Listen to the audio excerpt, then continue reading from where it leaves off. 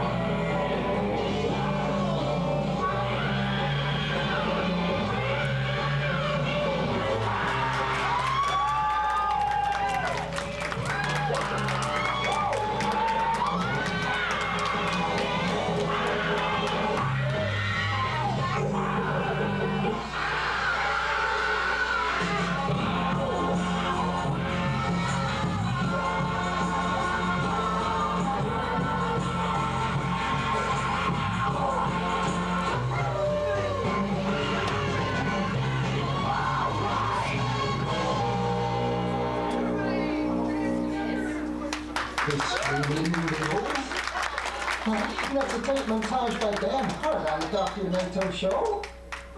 Yes, indeed it was. And I'd like to introduce the real artist behind that song.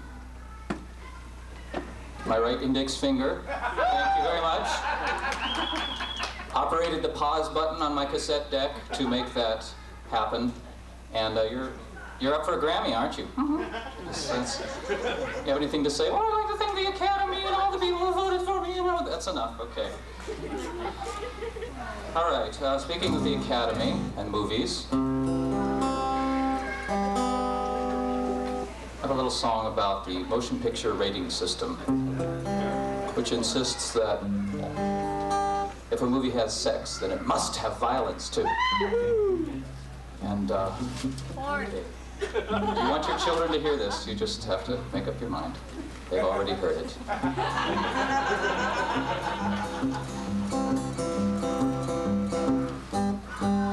Why is it every time I see a movie with sex, someone invariably wrecks all the sex by slashing the characters' necks? When I pay good money to see naked people frolic and romp in the bed, I don't want to see them all blood red and dead and missing most of their head. It's a lot like the doorbell ringing when you're involved in a torrid affair, and opening the door and seeing to your chagrin Jeffrey Dahmer is there, with a knife and a fork and a napkin tucked under his chin. And with a mischievous grin, he comes in saying he's off his diet again. Sex and violence, violence and sex, makes me wonder if we're playing with full decks. When two consenting grown-ups always get blown up, I don't want to see what happens next. I think it would be much better if we could have it the other way round. If they all dropped their guns and pants and got naked and made love all over the ground. I have no desire to see small arms fire when all I require is lust. Since I was a fetus, I like my coitus complete as not interrupt us. Sex and violence, gore and smut, makes me wonder, are we sick or what? Blood-curdling screaming kinda changed the meaning of what directors mean when they yell, cut!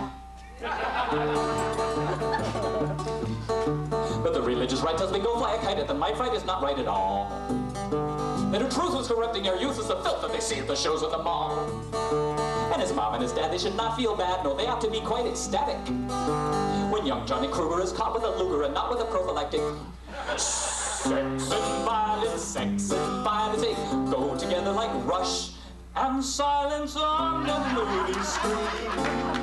They're at inseparable team.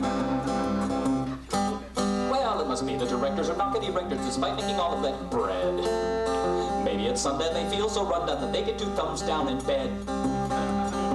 So they vent their frustration on all fornication by making their characters pay. By having the fun stopped by a gun or a chainsaw or a matinee. Sex and violence, violence and sex. Light-hearted lovers cashing their last checks. Why does consummation lead to amputation when it's shown at the Cineplex? So sex and violence, this really sucks. They're not gonna get my $7 or $8. Why should we pay them to see bloody mayhem? Let's go home and make a film of our own.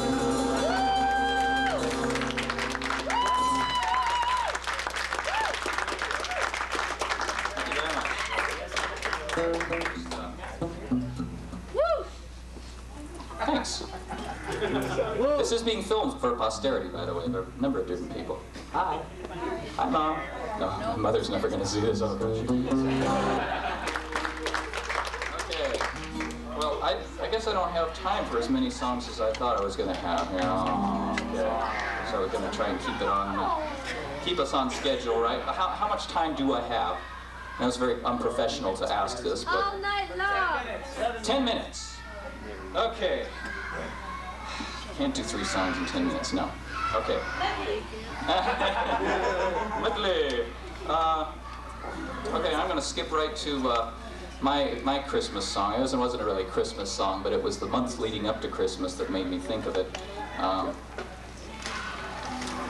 Peter, Paul, and Mary used to have this song called The Marvelous Toy. I don't know if everyone remembers that. It was, it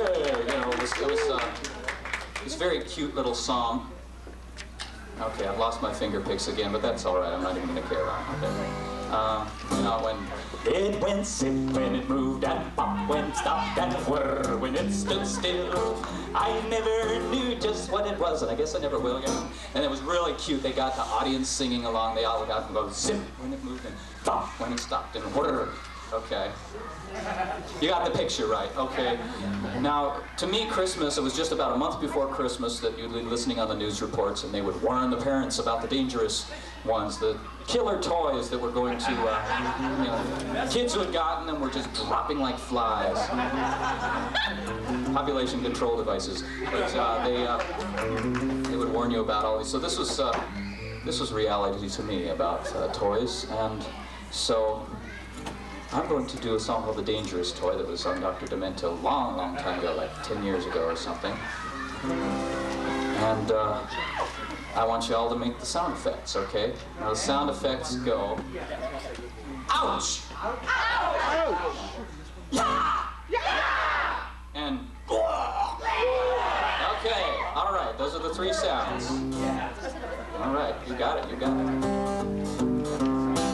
When I was just a wee little lad, full of traumas and tears, my father bought a toy for me, confirming all my fears. A horror to behold it was, and it filled me full of dread. And the moment I laid eyes on it, I knew he wished me dead. Get ready. I went ouch when it cut, and yeah when it shocked, and when it caught in my throat. I merely went and picked it up, and that was all she wrote. The Consumer Product Safety Board said this toy takes many lives, with lead paint and electrical hazards and edges just like knives. But my daddy wants no sissy son, and he says to be a man. So I went and picked it up again and sliced off both my hands. I went ouch when it cut, and yeah when it shocked, and when it caught in my throat. I merely went and picked it up, and that was all she wrote. I first ran left and then ran right, then hid under a chair. But the toy pursued me relentlessly till it found me hiding there. I reached for the switch to turn it off, but my skin touched a hot bare wire, and 1,000 volts went up my arm and set my clothes on fire. I went, ouch, when it cut, yeah, when it shocked, and when it caught in my throat.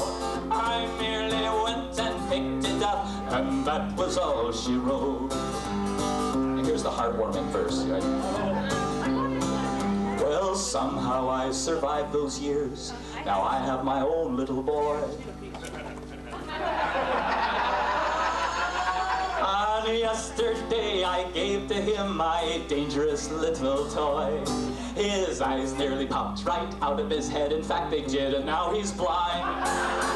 'Cause he didn't see those 2 sharp spikes that were sticking up from behind. Now he goes, ouch, when it cuts, and down when it shocks, and when it catches in his throat. He merely went and picked it up, and that was all she wrote.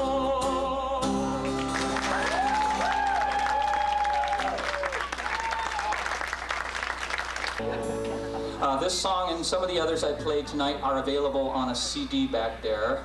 And I have a new CD coming out in a couple of months with sex and violence on it and some others. So get on the mailing list, because that is my advertising budget, is the mailing list. That is it. You will not hear about it anyplace else. Oh, you can look me up on mp3.com, I think. One of those things. Something like that. Anyway, thanks so much. We have a lot more Dementia to go. This is just the second crazy dude to be up here. There's lots of things happening, so stick around the weekend and come over. I have a few free yo-yos left. I have a bunch of free address books. Sponge Awareness has some free sponges over there, and we got candy from the New England Confectionery Company, Necco. So come on in. Dan Hart! I love that song. It's all about me. That's me. I work at a phone company, and they have also have internet.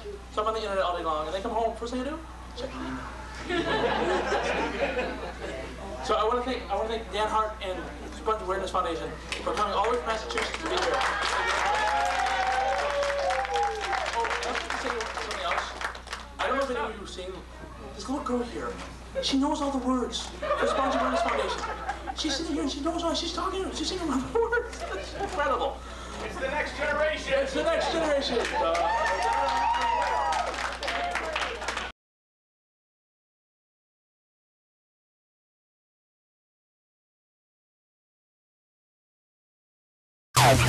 Making the internet absolutely ridiculous. Dementia Radio.